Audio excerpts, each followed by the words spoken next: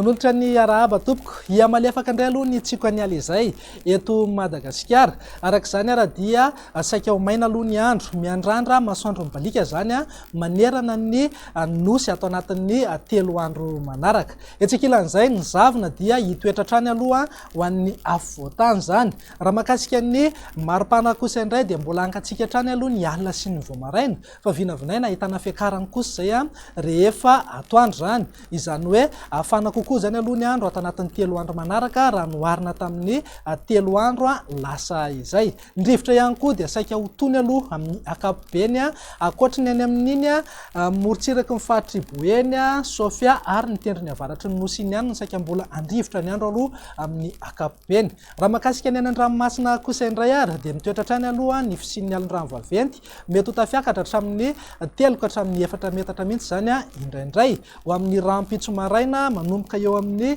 Cap d'Ambre ka hatrany Kapestany. Vinavinaina iena miandalana kosa moa zay makany amin'ny rampitso tolakandro sy ny alakamisy any ho any zany.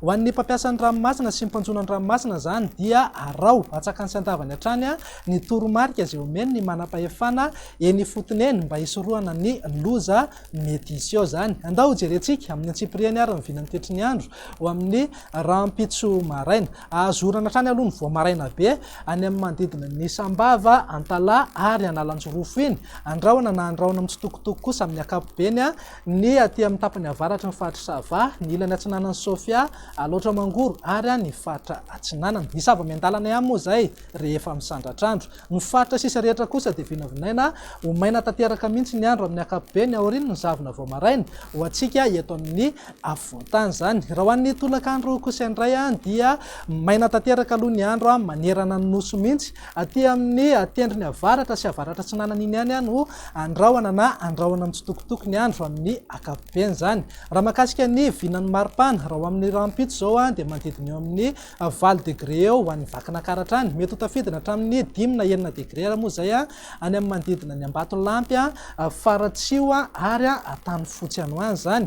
Ho an'ny Analamanga sy Fianaratsoa kosa dia manodidina eo amin'ny 10 na 12 degré eo ny maripana ambany indrindra. Maripana ambony indrindra kosa dia mety ananika hatrany amin'ny 20 degré zany ho an'ny afo voatany. Ny morotsiraka atsinanana zao dia eo anelanelan'ny 9 ka hatramin'ny 20 degré eo raha toa kosa ka 20 ka hatramin'ny 30 degré any amin'iny morotsiraka andrefan'ny Madagasikara iny. Ananika hatrany amin'ny 2-30 degré mihitsy ara moa maripana ambony indrindra aty amin'ny manodidina ny Antsoia sy Mahajanga. Dia zay indray raha ny vinany toetry ny androntsika tompoko lahy sy tompoko vavy. Ny tena kosa manome fotoananao ho amin'ny manaraka indray. Veloma tompoko.